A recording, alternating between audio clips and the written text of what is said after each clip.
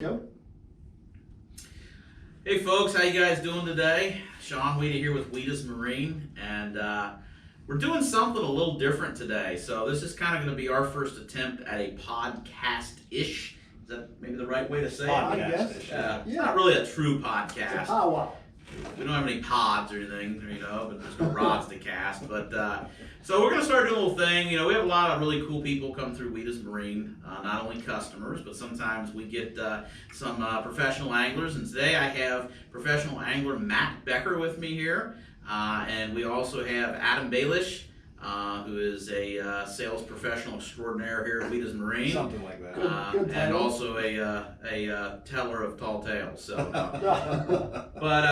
yeah, we're just kind of, almost Memorial Day weekend. And what did you stop by for today? Oh, we were rigging some stuff on your PHX, right? Yeah, we had a little bit of service, getting a new prop. It's getting to be the summertime of the year, so needed to make sure I got a fresh prop on there. Fresh prop is in like the last prop is no longer fresh. Yeah, Like- it's a little thinged up after a few trips, a few tournaments. You run into some sticks and some weeds and sand. I like and it. rocks. Sticks and weeds, okay? Yeah. Like not that middle of the lake stuff, you know what I I mean? don't know about Like that. men fish in the sticks and the weeds back in the stuff, We not don't this always offshore. dip sticks like we do. Yeah, you gotta Actually, expand from your horizon. pictures that I've been watching on your Facebook, it's probably more like you're like the 5,000 smallmouth that you've caught in the last 3 Yeah. weeks chewed your prop off like They literally. might have. Yeah. Half of Yeah. them eated them the way in. So where was that you've been at? You've been up at Lake Erie? Yep, I've been fishing Lake Erie a lot. There's a couple other smaller lakes around Pittsburgh I've been dabbling in whenever the wind's blowing, but for the most part, it's been Lake Erie. It's been on Are pretty you good. finally figuring out those Great Lakes smallmouth? Yeah, I know you it's- struggled there for a while. It's taken a minute, but I finally think I can catch bass up there. That's an awesome bite. We have a lot of people here in this Cincinnati, Kentucky area. A lot of them travel to kind of more like St. Clair. But it's funny, we've had more and more guys going over to that kind of Erie, PA area, and it's a really awesome fishery. Absolutely. So you're from Pittsburgh. Pittsburgh area, Okay. yeah, south of Pittsburgh. Yes, So sir. that's kind of how we got hooked up. So for those that you don't know, Adam, who he's been down here at Wiedas Marine, and that could be another story for another Ooh, podcast. that's Yeah, that might be- But he hails from Pittsburgh as well, so this is kind of our northern connection here. And how exactly did you guys meet? And did you guys?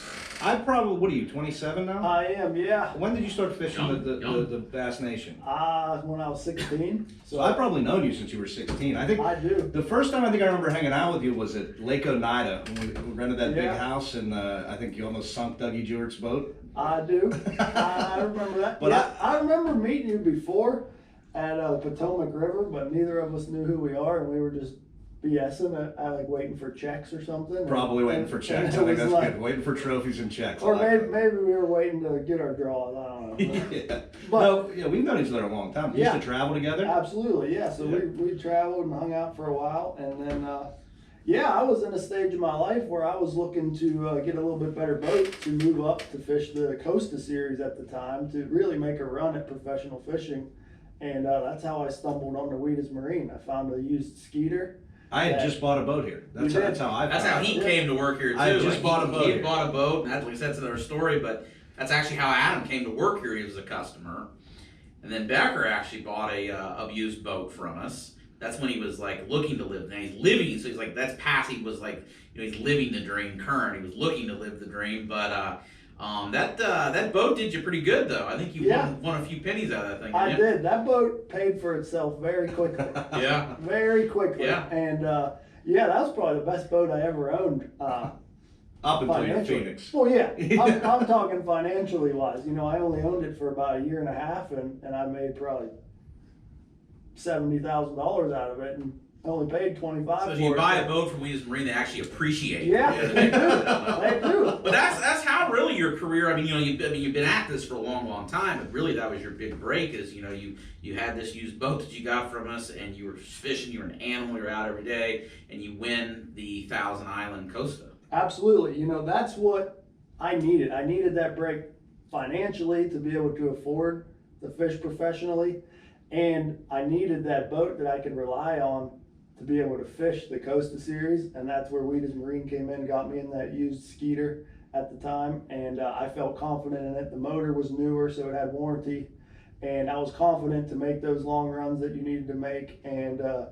able to get out to where I needed to fish to be able to win that event. And in turn, that's changed everything. It's changed my life. I was able to get in with a Phoenix after that, and I haven't looked back since. Wasn't there a part of that story where you didn't know if you'd be able to afford to fish the rest of the? For sure, yeah. I mean, there was a rough couple months there where I blew up the lower unit on the boat. I wrecked it and had to buy a new lower unit. Fresh lower unit, huh? Yeah. So there was quite a few things going on there where I just about backed out of fishing the Costas and just scrounged together enough pennies to get into it, and the rest is history. So.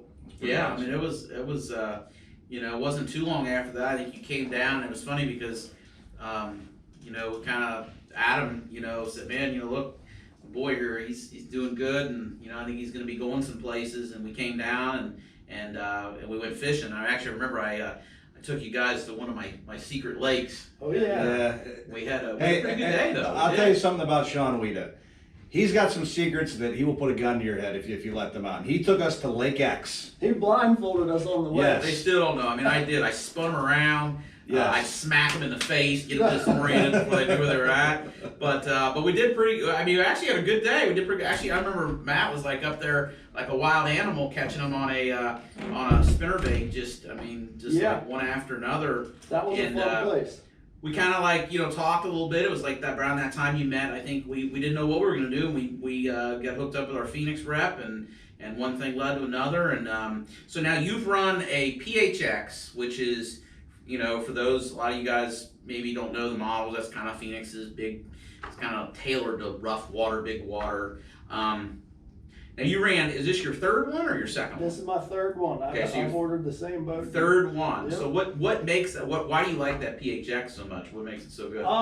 The handling, the ride. You know, it's not the fastest Phoenix out there. There's other models that are going to be faster on calm water, but my favorite part about the PHX is anytime there's a little bit of boat wakes or chop on the water, I can pass just about any boat out there. It runs faster boats. You can pass a lot faster boats. And folks, what we mean by that is, you know, he may be in a tournament with, you know, 50, 60, 100 boats, and you know what I think a lot of folks, you know, they get caught up in top speed. Well, my boat runs 80. Well, his 70-mile-an-hour boat, if he can run 65 and everybody else is only running 45, 50, he's going to get to his spots a lot faster. And I think you're getting some pretty big numbers out of that boat for what it is. Absolutely, yeah. I get about 71, 72 tournament load. And you can run That's anything. pretty strong. Yeah, and I can run that through, you know, boat wakes or whatever. I rarely have to back off. And that's where my 21 PHX is faster than just about every other boat out there. So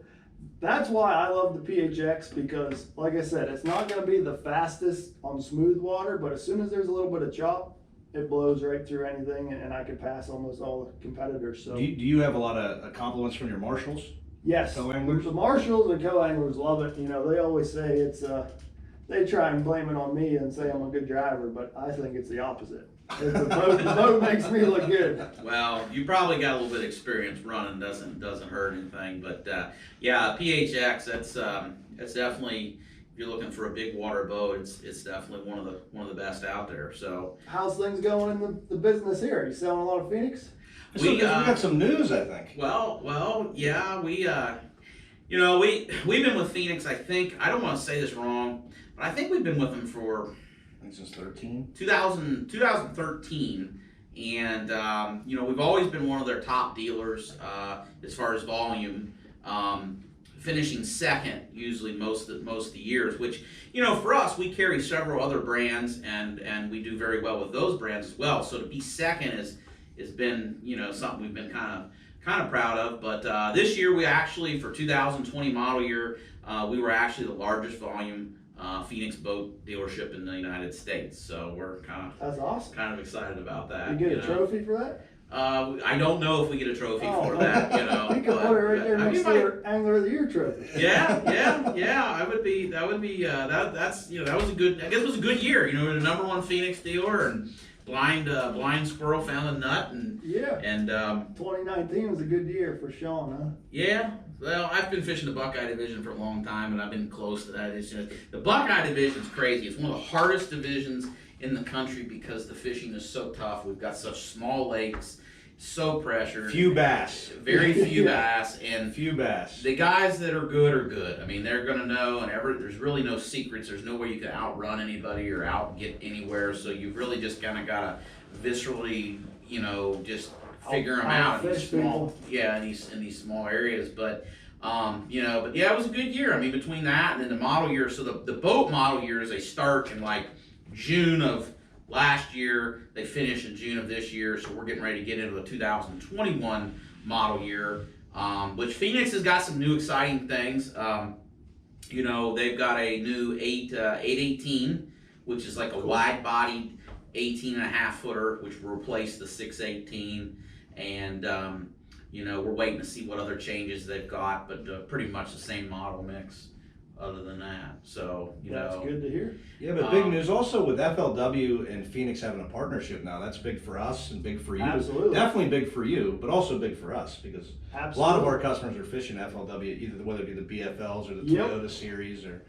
Yep, or it whatever. pays to run a Phoenix now. You got the Phoenix FLW bonus money. What is the bonus? big It deal. is $7,000 for a BFL.